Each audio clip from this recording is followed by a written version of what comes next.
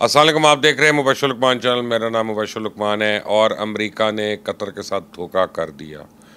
America ने Qatar के साथ धोखा सिर्फ नहीं किया बल्कि पूरी दुनिया को उसने ये बता दिया कि जो हमारे मुतल्लिक लोग कहते हैं कि America can let down its own allies, शायद वो बात सही है कि गलत है। अब ये सवाल पूछना है कि अब मिडल ईस्ट क्या सोचेगा और क्या फ्यूचर है मिडल ईस्ट का इसराइल के आगे।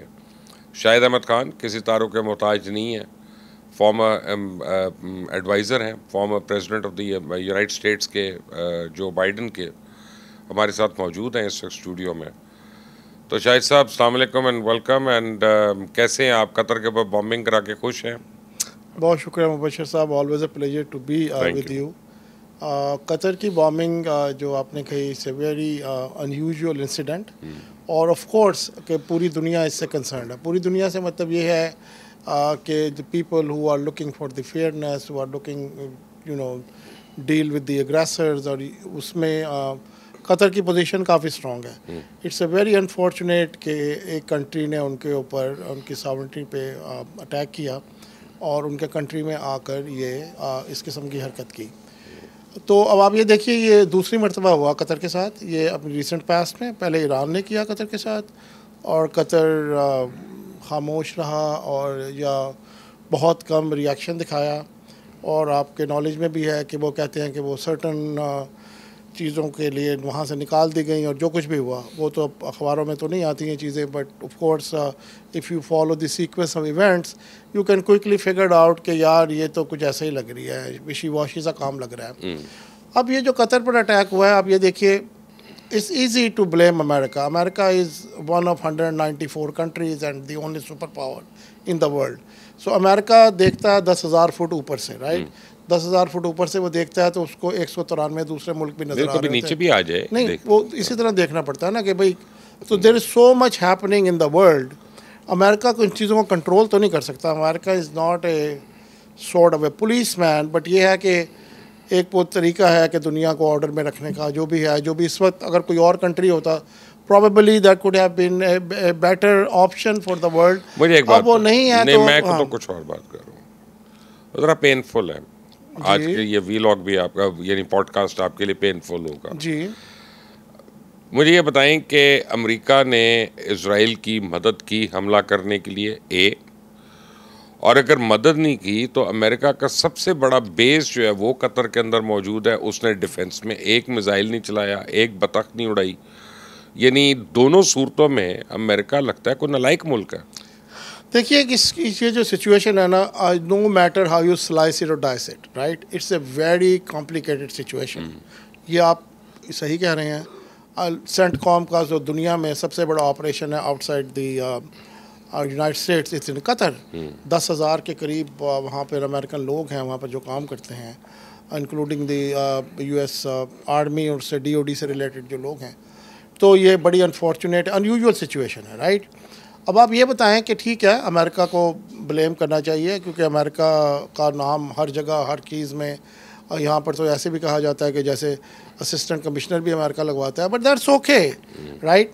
It's power is always implied and I am sure they enjoy it, they don't want to apply it, it is already people imply कि ये इन्होंने किया होगा। कहता ठीक है, करने तो फिर हमें क्या कह रहे हो, राइट।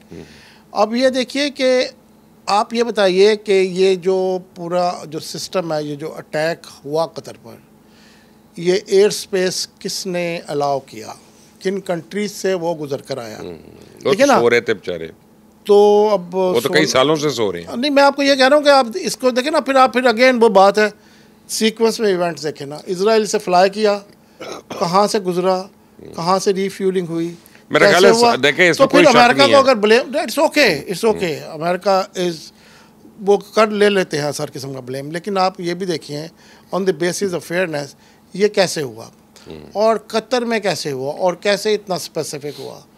और ये एक जगह जो एक डेवलप की है कतर ने, कतर ये बहुत एक इम्पॉर्टेंट कंट्री है ये कतर एंड ओमान, जहाँ पे इस किस्म की जो कॉम्प्लिकेटेड जो सिचुएशंस हैं उनको रिजॉल्व करने के लिए डेलीगेशंस आते हैं एंड दे फील सेफ।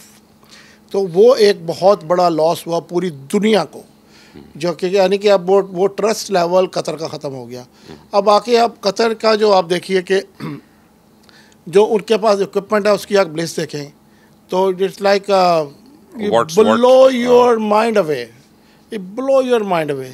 मुझे ऐसे लगता है जैसे वो हम भी जो बड़ी बड़ी एक्सपेंसिव डिंकीज कलेक्ट करते हैं ना, उनको देख के सुबह उठकर खुश हो जाते हैं, यार मेरे पास तो लैम्बोर्गिनी की भी वन ऑफ द काइंड ये एक डिंकी है, और ये मुझे तो कुछ उस किस्म की चीज़ लग रही है कि वो लेकर सजाते रहते हैं। देखिए, और यूएन के चार्टर के मुताबिक they have the right to defend themselves, they have that right. तो अब मतलब उसमें अमेरिका का क्या करेंगे आप? और अगर जो जहाँ पर जो हुआ है अगर वही कुछ नहीं कर रहा, देखिए अब मैं पाकिस्तान की तरफ मैं बार बार आता हूँ, और Pakistan because my born and raised here and of course my मट्टी इज़ हेयर। सो मैं ये सोचता हूँ मेरे बुज़ुर्गों की मट्टी इधर है और यहाँ दफन है, मेरे बहन भाई रहते हैं। सो एक मेरी बहुत ही ज़्यादा इमोशनल अटैचमेंट है। जब मैं ये देखता हूँ दुनिया के इतने सारे मुल्कों को और उनमें मैं पाकिस्तान को देखता हूँ, तो यकीन करें मेरा सर फ़ख्र से बुलंद हो जाता है।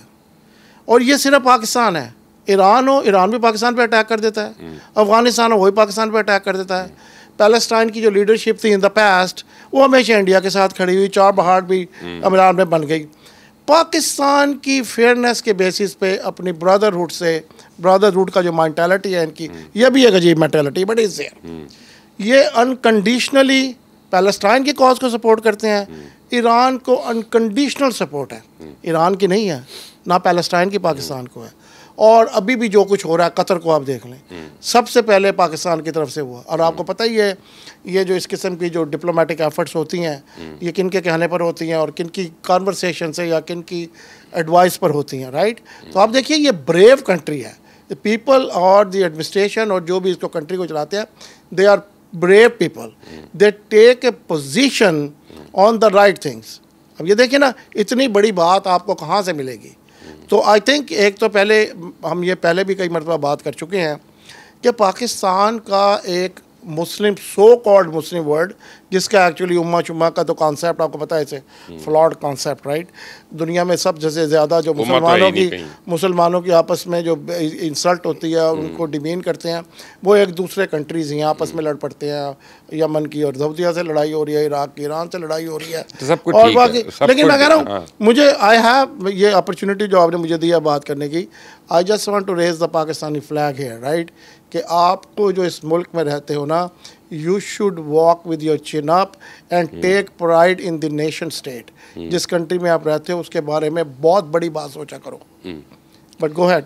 बस सवाल ये पैदा होता है कि क्या कतर पे दोबारा हमला करेगा इसराइल? कोई भी कुछ नहीं कह सकता। आप ये मुझसे पूछें कि पाकिस्तान ने इसमें क्या पोजीशन ली, इंटरनेशनल पोजीशन। अभी आते हैं उस पे। कतर पे दोबारा हमला तो ये ना मैं बता सकता हूँ, ना अमेरिका बता सकता है, ना कोई बता सकता है। मैं बता सकता कतर पे हमला होगा अगर कोई ऐसी उनको कोई जस्टिफिकेशन मिलेगी, कतर के अलावा कहीं और भी मिलेगी, वो I think they will do it. Turkey पे नहीं कर सकते, Turkey is a country, Turkey पे नहीं कर सकते। नेटो कंट्री है ना ऊपर से, नेटो भी है, और तो कतर भी तो नेटो जैसा ही है ना। नहीं नेटो है नहीं, अमेरिका की लार्जेस्ट नो, बट नेटो या I know what you are saying. कोई लेकिन इतनी प्रिंसिपल सेंटर्ड चीजें तो नहीं हो रही ना दुनिया में कि अगर आप इस ब्लॉक में हो तो आप पे हमला नहीं होगा। मैं आपको एक बात बता रहा हूँ, देखिए मैं वो बात करने लगा हूँ जो कोई भी नहीं करेगा। बताइए। जो बड़ी अनपॉपुलर बात, प्लीज।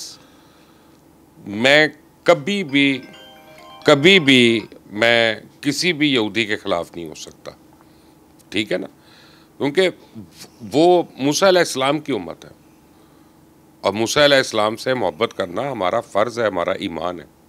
ईसा अलैहिस्सलाम से भी मोहब्बत करना हमारा ईमान है। तो मैं उस तरह लोगों को सिंगल आउट नहीं करता। हाँ, लेकिन अगर उनमें कोई कातिल या पागल आदमी आ जाए, जैसे नेतन्याहू है, हमारे यहाँ भी आए हैं, ऐसी बात नहीं है, तो अगर वहाँ कोई नेतन्याहू आ गया तो मैं नेतन्याहू की वजह से मैं बहुत कुछ कह सकता हूँ। और मैं कह सकता हूँ कि वो एक आदमी है जिसने इंटरनेशनल वॉर क्राइम्स भी कमिट किए हैं, जिसने जेनोसाइड भी कमिट किया। इंटरनेशनल कोर्ट ऑफ जस्टिस ने भी उसको ये तलब किया और वो नहीं आ रहा। तो अब जब वो आदमी अपने उसको खुद भी पता है कि वो वहाँ पे बहुत ज़्यादा ऑपोजिशन है इजराइल के अपने अंदर उसकी, और लोग उसके पीछे पड़े हुए हैं, वो सुकून चाहता ही नहीं। सुकून होगा तो उसका एहतसाब शुरू हो जाएगा। तो वो तो दोबारा बार बार हमला करेगा, हर जगह पे करेगा। एक पागल आदमी जब तक है वहाँ पे, ये हमले बार बार होंगे। That is what I am saying. You right. अब देखिए कि पूरी दुनिया में उसके ख़िलाफ़ मुजाहरे हो रहे हैं, इंटरनेशनल कोर्ट ने उसको कंडेम करता है या इंडाइट किया, और बाकी भी दुनिया में आप हर जगह देखते हैं, even European countries, right, day in and day out उनकी कंडेमिनेशन जारी है। और सबसे इंटरेस्टिंग बात यह है कि अब जो हमारा डेमोक्रेटिक पार्टी का लीडर है चक शूमर, उसकी हमेशा से इज़राइल को और रिचर्ड ब्लूमेंथल अनकंडीशनल सपोर्ट रही है इज़राइल को, स्टेट ऑफ इज़राइल को हमेशा। वो भी ये कहता है कि Netanyahu has to go, Netanyahu has to go. तो वो तो इस देखिए, मैं समझता हूँ कि नेतन्याहू एक्चुअली अमेरिका को और इज़राइल दोनों को ख़राब कर रहा है, ख़राब कर रहा है, बिल्कुल कर रहा है। अब और जो इस वक्त प्रेसिडेंट पाकिस्तान जो यूएस का है, वो बार बार ये बात कह चुका है और उसको फ्रस्ट्रेशन है। वो बात करने के बाद रूल इट आउट कि दोबारा हमला करेगा। देखिए, हमला करने की जो बात, अब जितने उसने हमले कर चुका है तो इसको रूल आउट करने की तो कोई वजह नहीं बनती। हमला कर सकता है वो, लेकिन अब वो वहाँ पर वो लोग दोबारा तो नहीं आएंगे ना उधर। देयर इज ओनली वन, वहाँ पे तो नहीं आएंगे ना। अब तो हमला कहाँ किस पे करेगा, और तो नहीं किस चीज़ पे कर सकता। उन्होंने तो दुबई जाके भी मार दिया था ना, राइट। सो कोई ऐसी कोई अनहोनी बात तो नहीं है ना ये कि जैसे अच्छा जी ये नहीं हो सकता। सो दो बातें तो, अच्छा मैं पाकिस्तानी हूँ, दो बातें मुझे समझ नहीं आती। आप क्योंकि बाहर देखते हैं, बाहर फिरते हैं दुनिया में, आप मुझे समझाएं ज़रा प्लीज़। एक तो ये कि दुनिया का हर वो मुल्क, ख़ास तौर पे मुसलमान मुल्क जो इसके इज़राइल के साथ सफारती ताल्लुकात है, उन्होंने उसके सफ़ीर को बुला के प्रोटेस्ट नहीं किया। और दूसरी बात यह है कि कतर खुद इज़राइल को गैस अभी तक दे रहा है, उसने उसका ढक्कन नहीं बंद किया। ये क्या चल रहा है? बस ये वही चल रहा है जो आप समझ रहे हैं। नहीं, मैं तो समझ ही नहीं रहा। अमेरिका को ब्लेम करना तो आसान है ना, इट्स फैशनेबल, पर ये क्या चल रहा है? आप देखिए, जब ईरान पे अटैक हुआ था तो वो भी जो फ़्लाइट थी वो कहीं से गुजरी है ना, वो एयर स्पेस दी है ना। पाकिस्तान ने तो पोजीशन ली थी ना इसमें। पाकिस्तान ने तो कहा था कि हम अपनी एयर स्पेस नहीं प्रोवाइड करेंगे, और तो उन्होंने नहीं की। इंडिया से किया तो नहीं की ना, तो पोजीशन तो लेनी पड़ती है ना। अगर आपने किसी भी दुनिया में किसी भी कोई घर में भी, और जहाँ भी लीडरशिप रख रही है किसी चीज़ अपनी, तो पोजीशन तो लेनी पड़ती है ना। वो बाद में पता चलता है कि यार मैंने गलत पोजीशन ली। बस पोजीशन लेना इज़ ऑलवेज बेटर। ये जो अभी सॉरी आजकल जो माइक्रोसॉफ्ट का CEO है, उसको वो बार बार ये बात, और ये बड़ी वायरल हुई है कि यार पोजीशन लेना बेहतर होता है। वो बाद में पता चलता है, वो तो आप चेंज कर सकते हो ना पोजीशन जब लेकिन पोजीशन लेना is always a good idea. Decision लेना is always a good idea. Wishy washy रहना is a bad strategy for the country, for the person. तो वो पाकिस्तान पोजीशन लेता है ना, ले है ना पोजीशन कि नहीं हुआ, नहीं हुआ। पैलेस्टाइन पे बड़ी क्लियर पोजीशन है। हमें पाकिस्तान ने अरे पाकिस्तान का जिक्र क्योंकि बार बार आ रहा है, because this recent things are happening here, तो हैपनिंग इन द रीजन।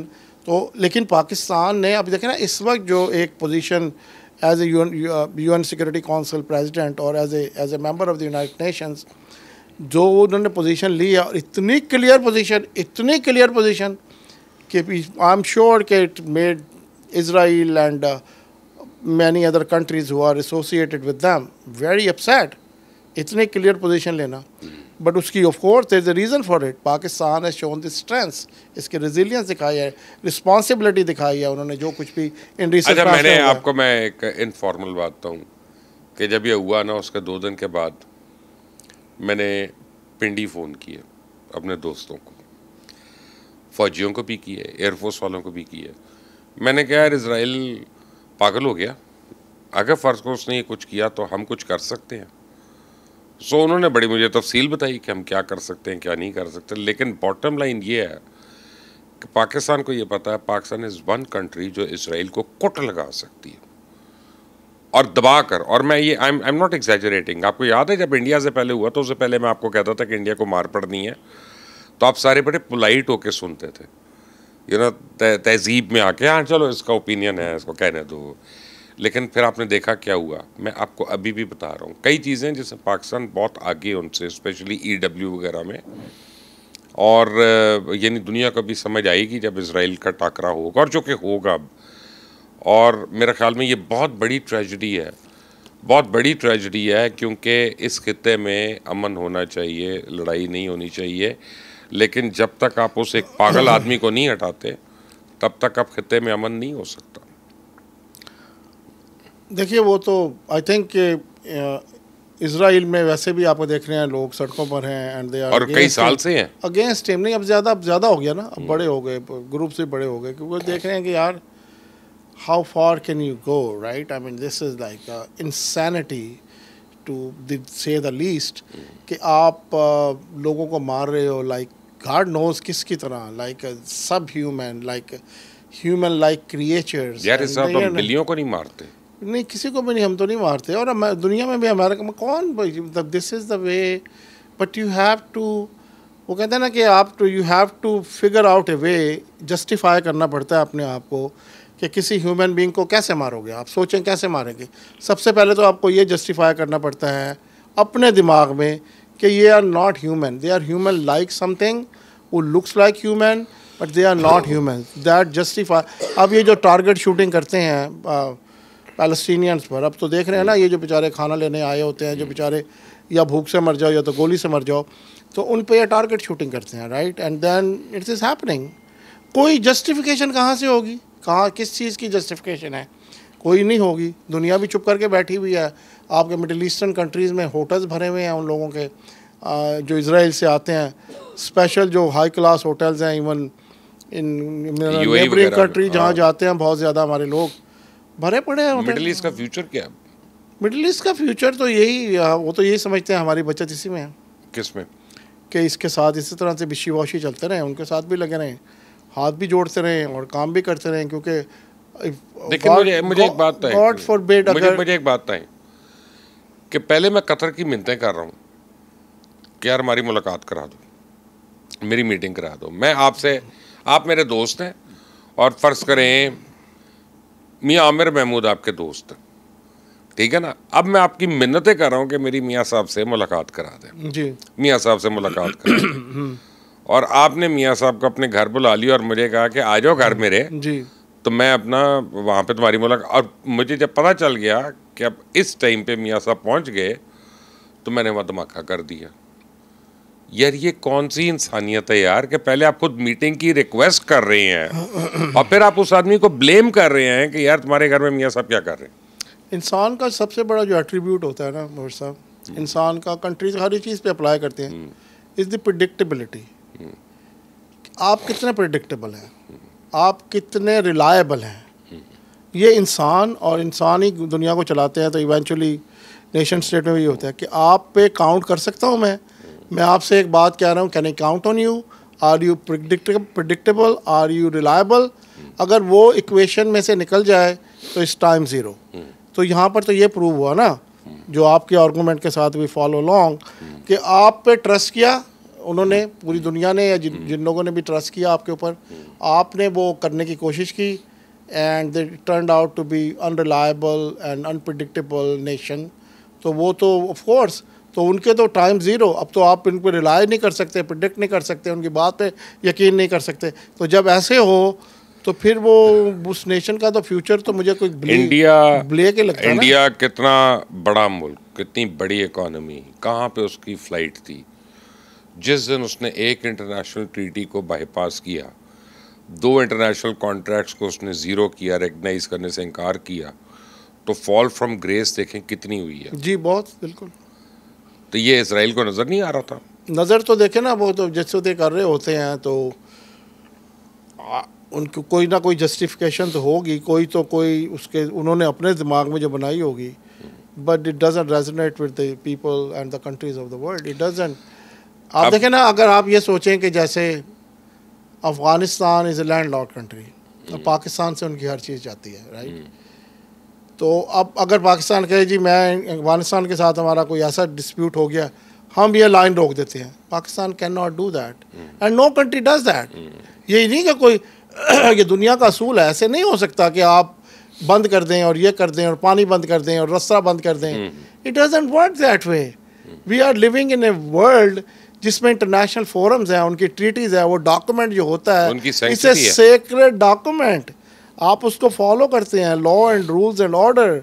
अगर आप कहो जी मैं केयर नहीं करता, तो फिर तो आप पार्ट ही ना हो ना, ह्यूमैनिटी का पार्ट ना हुए ना, आप बंदर बन गए। हाँ, तो फिर तो आप क्या हैं, आप तो फिर you know this is what it is.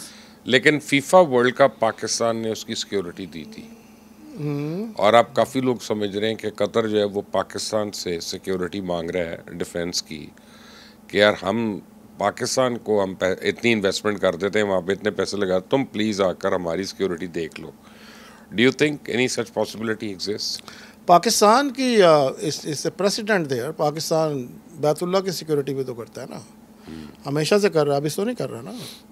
तो पाकिस्तान की जो यूनाइटेड नेशन में सबसे बड़ा कंटिजेंट पाकिस्तान का है, तो Pakistan has the history, so it won't surprise the world अगर कतर भी पाकिस्तान से कहते हैं कि आप हमारे ब्रदरली नेशन है और हमें ज़रा प्रोटेक्ट करें। आई एम श्योर कि it's going to be good thing to do. ये कोई ऐसी नहीं है कि पहली दफ़ा पाकिस्तान कर रहा है, तो it should be A continuation of what Pakistan is already doing in many countries, even countries like Sierra Leone and many other countries, UN में like I said सबसे बड़ा कंटिजेंट पाकिस्तान का है। लेकिन कई सिर्फ फौज नहीं, पुलिस भी। यूएई जैसे मुल्क जो है, जो पाकिस्तान को हमेशा सिर्फ लेते ही हैं पाकिस्तान से, और लगता ही है कि पाकिस्तान उनसे ले रहा है, लेकिन वो तो वीज़े बंद करके बैठे हुए हैं, तो मैं ख्याल है उन लोगों को भी अकल आ जाएगी। They make it look like कि आप जो जिन लोगों को उन्होंने आइडेंटिफाई किया होता है कि हम दे रहे हैं, ले नहीं रहे, राइट। किसी का अपार्टमेंट है, किसी का विला है, पूरी जो स्ट्रीट्स हैं उस पर देखो तो 4 घर पाकिस्तानी के हैं, और जितनी बिल्डिंग्स बन रही हैं उनमें किसी में अपार्टमेंट्स हैं। आप देख लें, गिन लें अपने जो लीडर जो यहाँ सर्व कर चुके हैं उनका तो आपको मालूम है। आपको उससे नीचे वाले टीयर का शायद इतना ना हो कि वो कि जो मतलब 2nd, 3rd, 4th टीयर पे भी जो पॉलिटिकल लीडरशिप है, और बाकी दूसरी ऑर्गेनाइजेशंस के भी, उनको भी। मैं किसी के घर गया, एक साहब मुझे किसी के घर ले गए, मैं दुबई गया, तो वो इज़ ए ह्यूमंगस प्लेस। तो मैंने उन साहब से पूछा, वो यहाँ किसी पॉलिटिकल ऑफिस में सर्व करते रहे हैं किसी ज़माने में। मैंने कहा जनाब ये किसका घर है? कहने लगा वो मेरा ही है घर। मैंने कहा तो आप ये इतने बड़े घर को मेंटेन करना, इसका, मैंने कहा तो ज़बरदस्त है काम। कहने लगे हाँ यार इन्होंने दिया हुआ है। तो आपको भी वो उनका नहीं मालूम, ये लोगों को यहाँ नहीं मालूम, इनको तो वही किसी का नाम बड़े का ले देते हैं, ये प्राइम मिनिस्टर था, ये प्रेसिडेंट था। ऐसे नहीं है, ये 2nd, 3rd, 4th टीयर पता नहीं आगे कितने होंगे। और ये पाकिस्तान नहीं है, अफ़गानिस्तान का एक मिल गया वहाँ पर कि ये फ़लाने का जो है रिश्ते वो है, ब्रदर इन लॉ है। मैंने कहा इसका उससे, और वो बड़ा एग्रेसिव, और उसको भी दिया हुआ घर। तो वो तो इस तरह से करते हैं ना, दे कंट्रोल। और पहले भी है, पहले ये हमेशा से ऐसे होता है। 10 साल पहले तक ना बरतानिया मनी लॉन्ड्रिंग करता था ऑफिशियल इशारों की, अब लगता है यूएई कर रहा है। दुनिया में हमेशा एक जगह चाहिए होती है ना, हांगकांग टाइप। हांगकांग नहीं है ना, तो वो एक जगह जो चाहिए होती है ना। क्या अगर आप समझे ना, सोमालिया में पायरेट्स ने यूके का शिप हाईजैक कर लिया, और वो कहते हैं हमें रैंसम दें, तो वो रैंसम कैसे जाएगा? और कहीं तो आपने बच्चे बचाने, अपने लोग बचाने, अपना शिप बचाना है, and you don't see any choice, how will you do it, right? So there is always a place in the world जो आपने बनानी होती है, और पूरी दुनिया आंखें बंद करके उसको कहती चलन दो। वो हांगकांग था, अब वो हांगकांग रीजन तो इंग्लैंड चला गया था, अब तो वो बड़े है ना, इंग्लैंड तो बड़ा है ना। तो हांगकांग इतनी सी जगह थी, और वो इतनी सी जगह एक डेवलप हो गई है। उसमें आप जाओ तो वो मुझे एक साहब बता रहे थे, CEO of one of the largest Swiss bank, जो हाइफिनेटेड स्विस बैंक है, अब Abu Dhabi hyphenated Swiss bank. तो कहने लगा मुझे बुलाया उन्होंने किसी ने कि भी मैंने ये डिपॉजिट कराना है। कह रहा मैं अपने घर ले गया, जो उसकी जो क्लोजेट थी ना, उसमें डॉलर्स का स्टैक लगा हुआ था। तो कहने लगा मुझे ले गया, तो मैंने कहा जी ये मैंने अकाउंट खोलना है। तो मुझे मालूम नहीं क्या हुआ, लेकिन he was just trying to explain कि इस किस्म के फंड। अब पहले तो सबसे बड़ी बात यह है कि डॉलर्स का जो स्टैक, जो मेरे जहन में आया कि जैसे आपके बेडरूम की एक क्लोजेट होती है, और वो ही मुझे बता रहा था, उसमें स्टैक लगा हो डॉलर्स का। तो पहले तो सोचें कैसे गया होगा वहाँ पे, और किसने आंख पीछे रखी होगी, बंद की होगी कि आन दो जी, आने दें जी। उसके बाद वो गया होगा वहाँ ट्रांसपोर्ट कर, उसके बाद अब वो किसी ना किसी तरीके से लिजिट भी होगा, राइट, लिजिट भी होगा, तो वो लिजिट भी हो जाएगा। तो एक जगह चुप ने चुप किया हुआ है। वो एक दफ़ा यहाँ की एक बड़ी लीडर थी पाकिस्तान की, वो मुझे किसी दुबई में किसी के घर खाने पे ले गई। तो घर में हम जब जाने लगे ना, तो वो लीडर की जो बहुत बड़ी लीडर थी वो, तो उनकी गाड़ी बाहर खड़ी हुई। तो अंदर गए तो एक और गाड़ी खड़ी हुई, सिर्फ एक गाड़ी उस घर के अंदर खड़ी हुई, राइट। वो एक्स्ट्रा ऑर्डिनरी कोई रोल्स रॉयस का कुछ स्पेशल मॉडल था, और वो अंदर खड़ी हुई, और उसकी जो लाइसेंस प्लेट थी उसका पता नहीं नंबर क्या था, 1 या 2 कोई ऐसा नंबर था। तो मैंने उन लेडी से, उन वहाँ जो थे लोग, लेडी से नहीं, मैंने उनसे पूछा, मैंने कहा यार ये तुमने ये इतनी एहतराम वाली औरत का, उसने कहा जी ये तो फलाने किसी अजीब सा नाम लिया, जैसे फलाना मिर्ची, तो इस किस्म का अजीब सा नाम नहीं होता, या गोंगलू, ऐसे अजीब सा नाम लिया, ये तो उनकी गाड़ी है। तो मैंने कहा उनकी गाड़ी, तो ये क्या है, ये कहने लगा शाहिद साहब ये जो इसकी जो लाइसेंस प्लेट है ना, नंबर प्लेट जो इस गाड़ी की है, वो इस गाड़ी से ज़्यादा कीमत की है। तो यानी कि, और सब आंखें बंद हैं कि वो पता नहीं कहाँ से लेकर आया, जिसके पास इतने पैसे हैं, महंगी तरीन कार लेना, उसको वो करके, और उसके बाद लाइसेंस प्लेट लेनी, जस्ट टू मेक श्योर कि पीपल अंडरस्टैंड कि ये लाइसेंस प्लेट मैंने ली है, तो I am among that tier. तो वो तो एक अजीब व गरीब कंट्री है, लेकिन यह है उनके जो अपनी जो इंटरनल लॉ एंड ऑर्डर जो सिचुएशन रखी हुई है, तो उस पे वो बड़े कमिटेड हैं। हेरा फेरी नहीं कर, ले आओ, वापस नहीं जाएगा यहाँ से। शाहिद अहमद खान, बहुत बहुत शुक्रिया आपका हमें ज्वाइन करने के लिए आज। कमेंट्स में अपनी राय दीजिएगा। Always a pleasure. Thank you. और अगर कोई सवाल हो तो पूछ लीजिएगा कमेंट्स में, अगली दफ़ा इनसे पूछ भी लेंगे उसको। Yes sir. अल्लाह हाफिज़।